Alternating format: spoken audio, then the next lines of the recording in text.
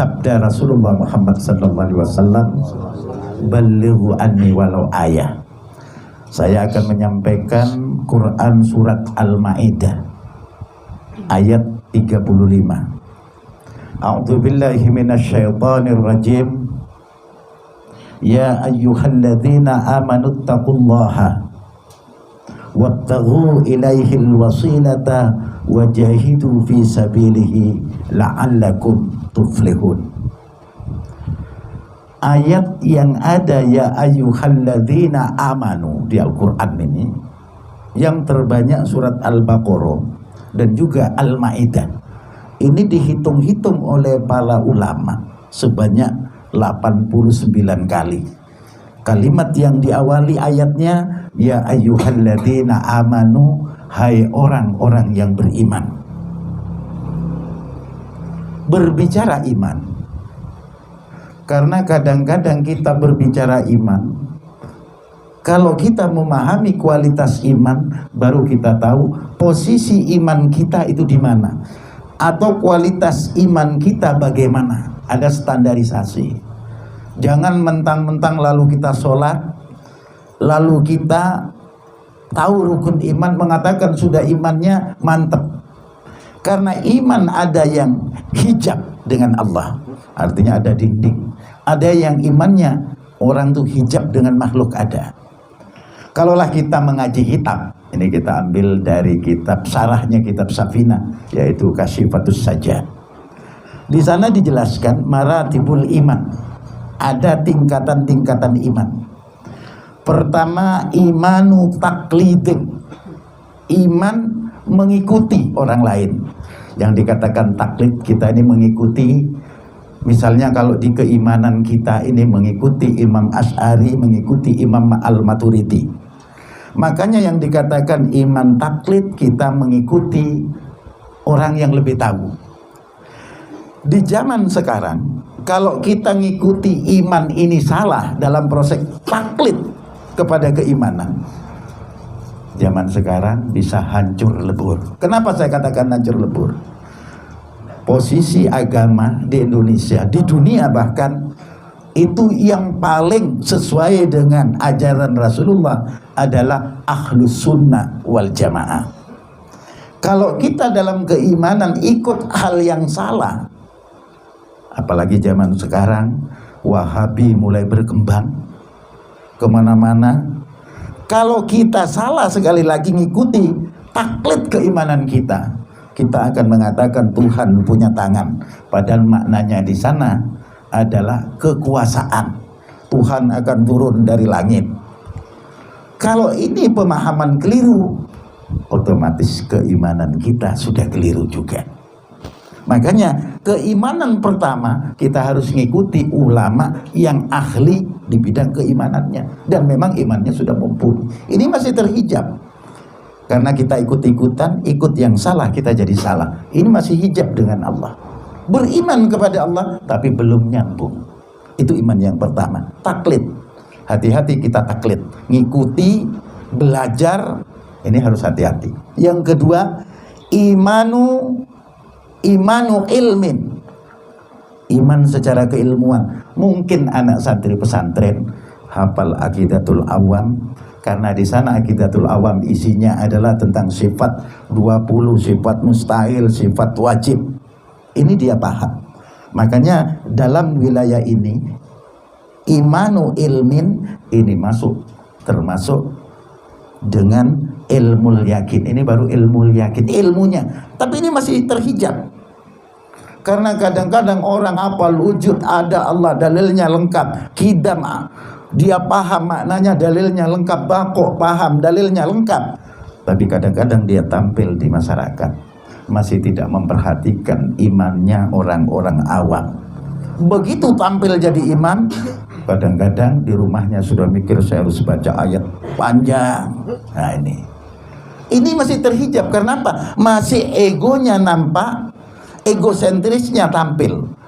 Padahal kalau mau sederhana, wasamsi waduhaha atau waduha ini sudah cukup. Tapi karena dia ingin tampil oke, eksklusif, beda dengan yang lain. Wis pokoknya jadi imam sholat Jumat moco Al-Baqarah, begitu assalamualaikum imam entek kabeh minggat karena tidak kuat. Nah ini, nah makanya keimanan kita ini masih terhijab. Karena apa? Paham dalil, pinter dalil, masih terhijab dengan makhluk. Kadang-kadang santri kepepet ada kelapanya orang, ayo kita ambilkan. Al-Quran ada menyatakan lillahi ma bis samawati wa mal fil ard, punya Allah apa yang ada di langit dan di bumi. Akhirnya kelopone wong dicolong dengan dalil punya Allah. Nah, padahal kepemilikan ini juga ada hukum. Nah di sini makanya ini masih ada hijab dengan Allah, masih ada dinding. Begitu masuk untuk kuat dengan iman yang sifatnya taklid tadi, iman yang sifatnya ilmu tadi, ini berguru lagi cari mursyid. Baru dalam tingkatan iman yang ketiga ada yang namanya imanu iyanin. Ini baru ainul yakin. Nah kelas-kelas ini memang pemberian Allah, tapi kita harus berupaya masuk ke wilayah imanu iyanin. Ini harus berguru. Karena apa? Kita sudah mulai punya makom yang namanya muraqabah, merasa diawasi Allah. Nah kalau orang sudah imannya sudah iyanin, sudah ainul yakin, dia mau berbuat apa saja, dia sudah merasa diawasi oleh Allah. Kalau tidak sholat, dia merasa diawasi. Mau nyolong, mau korupsi, diawasi oleh Allah. Ini sudah punya makom muraqabah. Kalau sudah punya makom muraqabah, ini tentunya hati-hati betul. Nah ini yang dimaksud iman sudah mulai berkualitas. Kalau kita cuma ikut atau pinter baca kitab, debat tentang keimanan, makanya ada lahir ilmu kalam. Karena banyak orang pinter debat tentang ketuhanan, debatable, bisa diperdebatkan. Ini belum ada apa-apanya, cuman bisanya dan sanggupnya saling menyalahkan orang. Tapi kalau sudah imanu iyanin, iman tingkat ketiga, ini sudah muraqabah hatinya, merasa diawasi oleh Allah, dia hati-hati. Mau ngomongin orang hati-hati, takut salah. Mau berbuat gini takut salah. Ini imanu iyanin, sudah ainul yakin.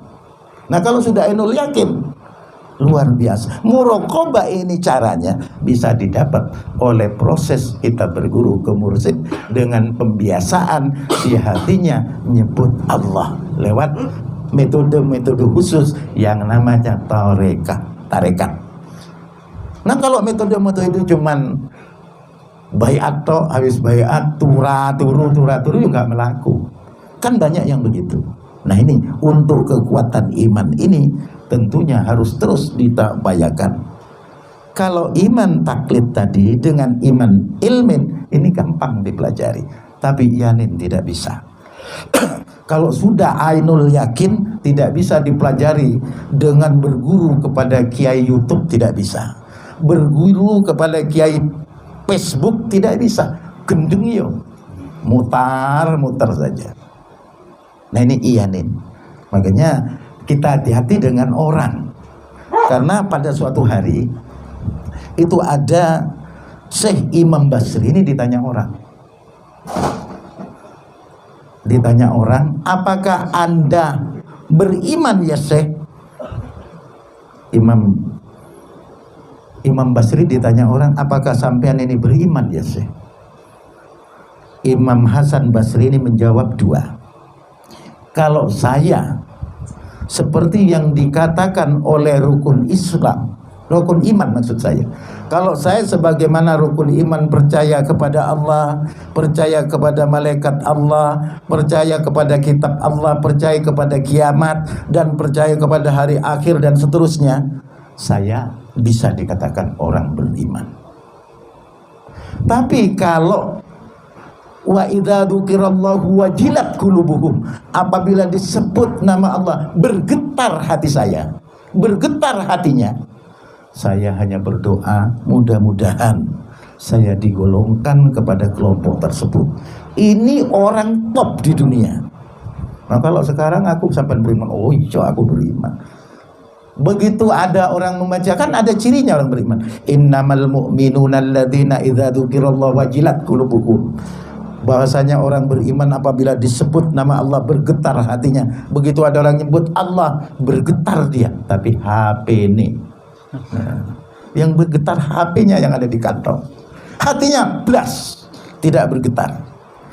Lalu apa ngaku beriman? Syekh Hasan Basri ini satu cermin ke kita. Bahwa kalau ditanya beriman sesuai dengan rukun iman, iya saya beriman. Kenapa? Saya berkawin sesuai dengan Al-Quran, bagi waris sesuai Al-Quran, saya beriman. Tapi kalau bergetar hati saya, dibacakan ayat Allah, bertambah iman saya, mudah-mudahan saya tergolong mereka. Didoakan. Nah ini hati-hati bab iman. Kalau salah guru meleset, bisa menyesatkan orang lain. Nah makanya pentingnya di sini, ini dalam proses imanu iyanin yang disebut ainul yakin, dan makomnya adalah muraqabah, merasa selalu diawasi oleh Allah. Kemudian selanjutnya ada imanu haqqin.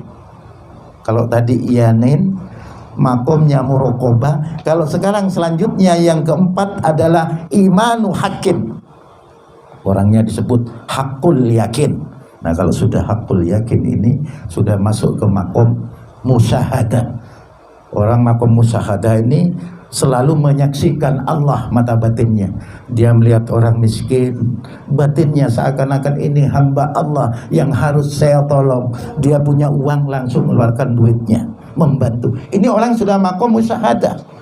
Kalau orang ngaku beriman, sementara ada orang miskin cuma ditolong, nyapa iku nangis sana, kan duwe mas, bapak iku kan megai. Nah ini kalau yang sudah begini belum jauh imannya.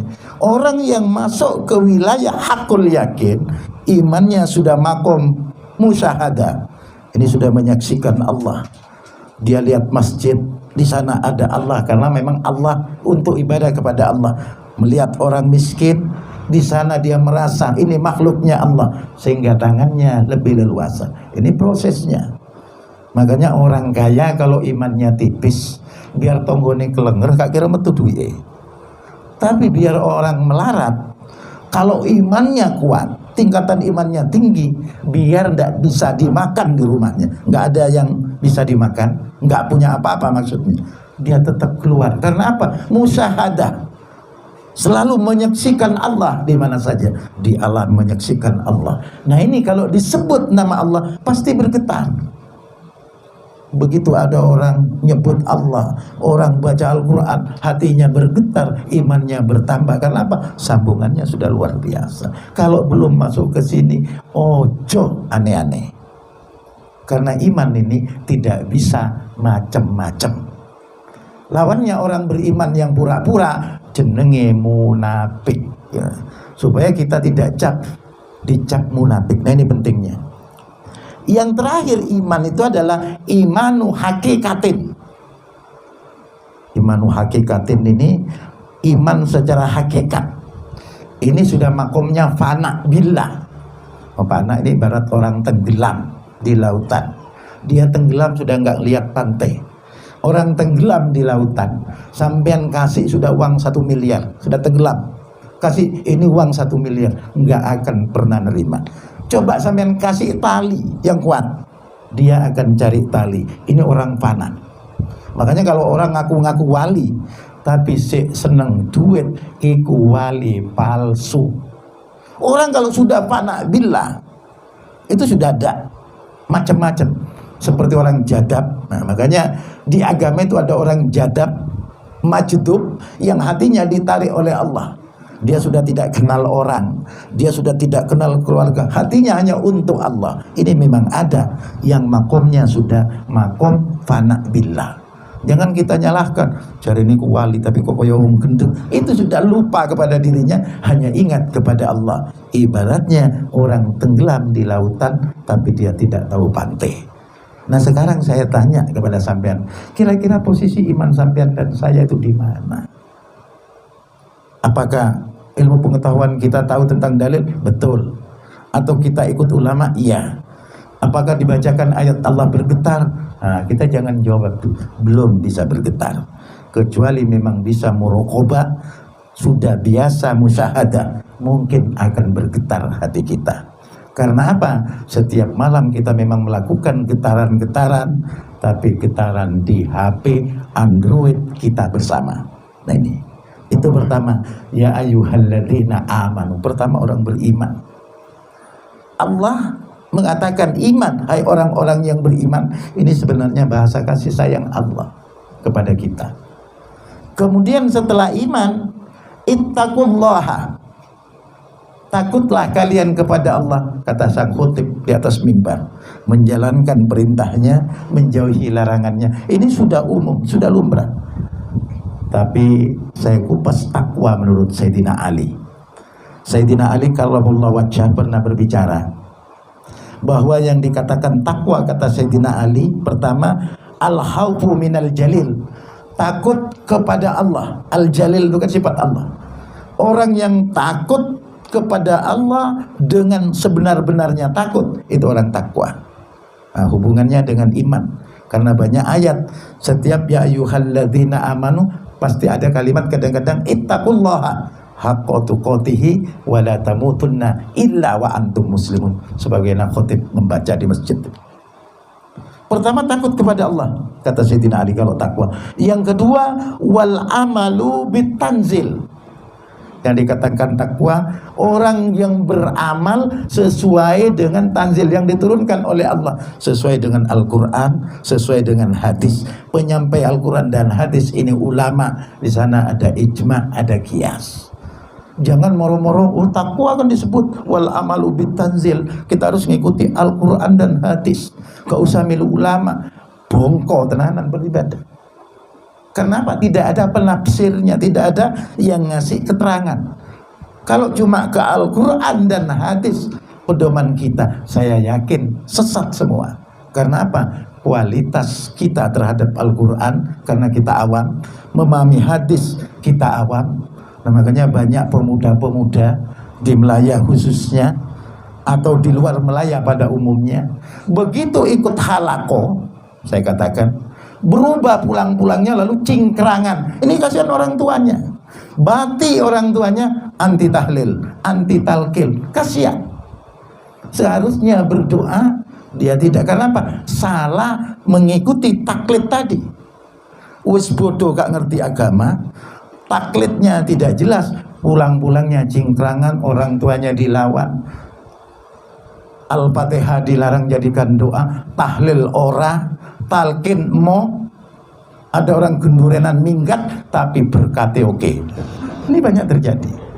Nah, ini hati-hati kembali. Kalau kita berbicara takwa, sebagaimana beramal sebagaimana diturunkan Allah. Yang ketiga, kata Sayyidina Ali, wal qana'atu bil qalil, merasa cukup dengan rezeki yang sedikit. Bukan cuma menjalankan perintah, menjauhi larangan, tapi saat kita susah, tidak punya duit, apakah kita tetap sadar diri, bisa bersyukur? Kadang-kadang lihat tetangga agak kaya dikit, kita melarat ada jadi pekerjaan. Wis ngomel-ngomel ke sana kemari, kita fitnah tetangga. Nah, ini namanya wal qana'atu bil qalil, tidak qana'ah. Kita harus merasa cukup, bersyukur dengan yang ada, meskipun sedikit, karena itu nikmat. Bahkan ada keterangan dalam hadis Nabi, kalau Allah ingin mengangkat derajat seseorang, hatinya akan dirubah oleh Allah dengan yang terbaik. Biasanya Allah itu merubah dengan rezeki yang pas-pasan. Nah ini, biar berdoa bagaimana kalau kehendak Allah. Kalau hatinya oleh Allah akan dirubah yang terbaik, derajatnya akan diangkat, rezekinya diberikan pas-pasan. Jangan kita menghina, iku kok rezekinya pas-pasan, ahli zikir, cari ini milu Mas Bro dan pasar Kilimano. Apa timangan sik kurang loh. Jangan disangka penderitaan, tapi Allah akan merubah hati kita menjadi derajat yang mulia. Yang nggak sembahyang rezekinya terus, hati-hati, itu istidrak, itu dilulu sampai pangeran. Terus dilulu rezeki, nggak sembahyang, mati. Akhirnya apa? Tanahnya yang di dunia diambil warisan oleh anaknya, istrinya yang cantik molek diambil tetangganya, dia di alam kubur ngaplo dibendungi malaikat. Nah ini hati-hati. Caranya bagaimana supaya tepat dunia akhirat? Ia berupaya maksimal dari sekarang. Kita beramal dari sekarang. Kirimkan dulu itu ke akhirat, kirimkan. Begitu kita mati, siap terima. Nah di sini, ini pentingnya. Akhirat online itu adalah amal yang dilakukan sekarang. Bukan hanya kirim barang online, akhirat online juga lebih ada. Nah ini pentingnya pemahaman kita tentang takwa. Kemudian kata Sayyidina Ali selanjutnya, wal isti'dadu liyaumir rahil, mempersiapkan bekal untuk hari akhir. Ya sebagaimana tadi persiapan bekal. Kita banyak beramal, ndelok masjid elek, kita bantu semen. Ada begini, kita bantu. Nah ini amal. Sehingga apa kata Allah dalam Al-Quran? Inna akramakum indallahi atqakum. Orang yang paling mulia di sisi Allah adalah orang yang takwa. Ini tentunya. Ini bab masalah takwa. Kemudian ayat ini kan dilanjutkan masih, ya ayyuhalladzina amanu ittaqullaha wabtaghu ilaihil wasilah. Wabtaghu, carilah oleh kamu sekalian, ilaihi, menuju Allah, wasilah. Wasilah ini perantara untuk mendekatkan kepada Allah. Wasilah bisa juga maknanya tawassul. Nah sekarang berbicara tawassul, biar ada pemahaman ke kita bersama bahwa tawassul itu banyak modal dan banyak model. Satu, tawassul bi asma'illah. Kita tawassul dengan nama-nama Allah, kayak tadi membaca Fatihah. Di Fatihah kan ada Ar-Rahman Ar-Rahim, itu asma Allah. Di ayat kursi ada Ya Hayyu Ya Qayyum, itu asma Allah. Al-Fatihah ayat kursi yang kita baca ini adalah tawassul bi asma'illah. Apalagi Ya Hafid, Ya Nasir, Ya Wakil, Ya Allah, jelas. Ya Hadi, Ya Alim, Ya Khabir, Ya Mubin, pasti. Jangan bertawassul selain asma Allah. Akhirnya berdoa karena dapat dari dukun, berdoa malam-malam. Wahai dewa rengku, awakmu gede dawa lan kaku. Kalau kita tawassul pakai asma Allah, jangan pakai dewa rengku. Nah, ini pentingnya. Tawassul dengan asma Allah sudah pasti dan ini terbagus. Yang kedua ada namanya tawassul bi a'malis sholihah, dengan amal-amal soleh. Kita sedekah ke orang, kita wakaf. Ini tawassul dengan amal soleh. Karena apa? Kita sadar diri, kita ini penuh dosa, kita penuh kesalahan. Nah dengan banyak beramal, mungkin itu yang akan menjadi bagian nanti kita di akhirat. Ada semut, kita tolong, kita itu mungkin jadi amal kita. Nah yang ketiga ada lagi tawassul bi a'mali sholihah, sudah. Tawassul bis sholihin, tawassul dengan orang-orang soleh. Orang soleh ini kan ada dua, ada yang sudah meninggal, ada yang masih hidup, datang ke ulama. Ini namanya tawassul bis sholihin. Datang ke makamnya, ini juga tawassul bis sholihin. Nggak bisa main salah-salah, oh itu nanti nyembah kuburan. Kalau anak kecil itu sudah paham kalau kuburan itu bangkai. Tapi tidak mungkin orang yang ziarah kubur nyembah kuburan, tapi dia datang ke sana karena orang-orang ini dimuliakan oleh Allah. Kalau ngikuti Wahabi, dia nggak pernah ziarah kubur. Nanti kalau mati nggak ada yang ziarah anak-anaknya. Inilah kasusnya. Nah kemudian yang terakhir tawassul bidat. Tawassul bidat ini maksudnya tawassul seperti tawassul kepada Nabi khusus. Tawassul kepada Syekh Abdul Qadir Jailani, misalnya sholawat nariyah, ini kan dengan pribadinya Rasulullah. Kayak kita baca manaqib tawassul dengan Syekh Abdul Qadir Jailani. Kita muridnya Syekh Mustafa, tawassul dengan Syekh Mustafa. Ini namanya tawassul bidat. Makanya ada satu kisah. Abu Qasim ini pegulat tangguh di kota Irak. Raja Irak mengadakan sayembara dengan hadiah terbesar.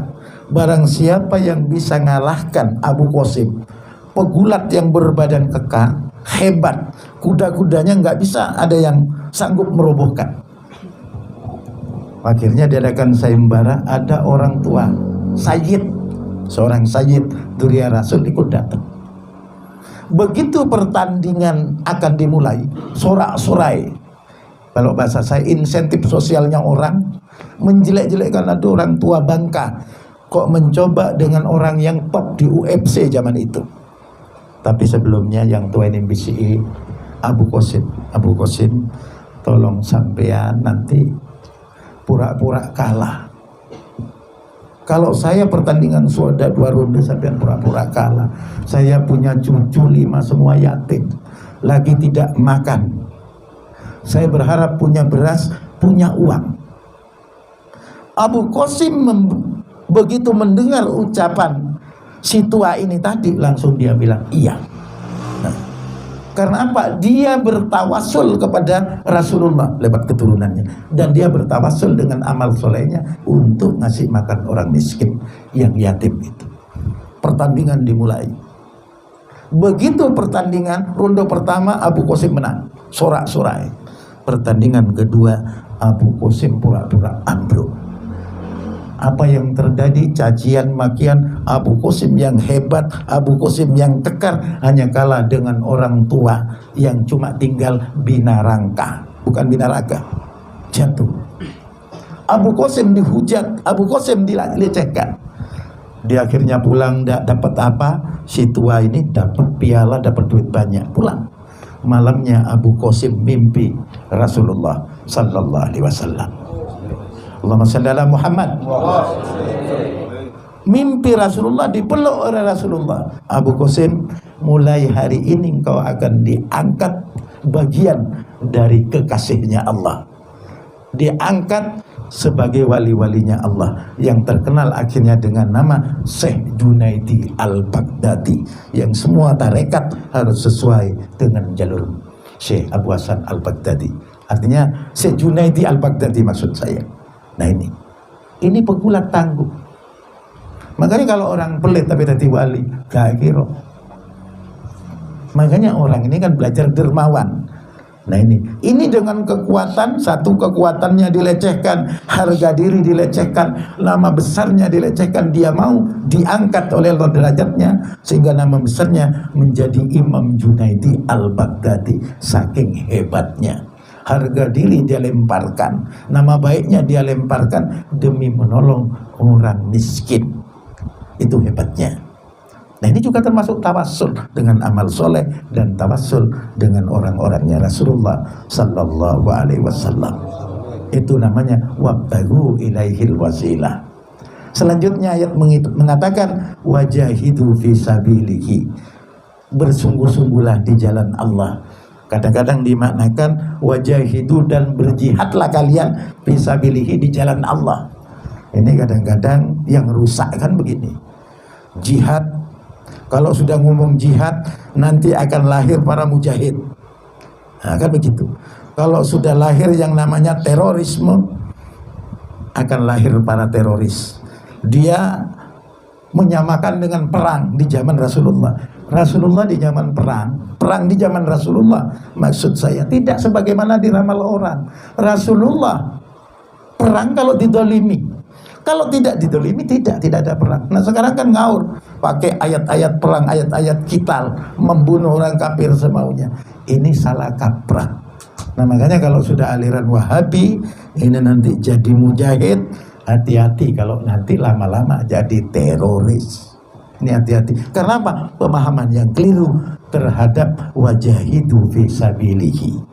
Nah kalau kita sudah beriman yang bagus, takwa kita sudah luar biasa, wasilah kita sudah benar, dan di jalan Allah kita sudah bagus juga, akhirnya kata Allah, la'allakum tuflihun, kalian semua akan menjadi orang yang beruntung.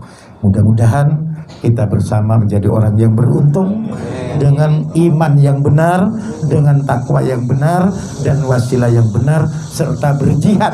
Jihad yang benar lewat jihad pengajian, lewat jihad bacaan, lewat jihad tulisan dan sebagainya. Terima kasih, wal afu minkum. Wassalamualaikum warahmatullahi wabarakatuh.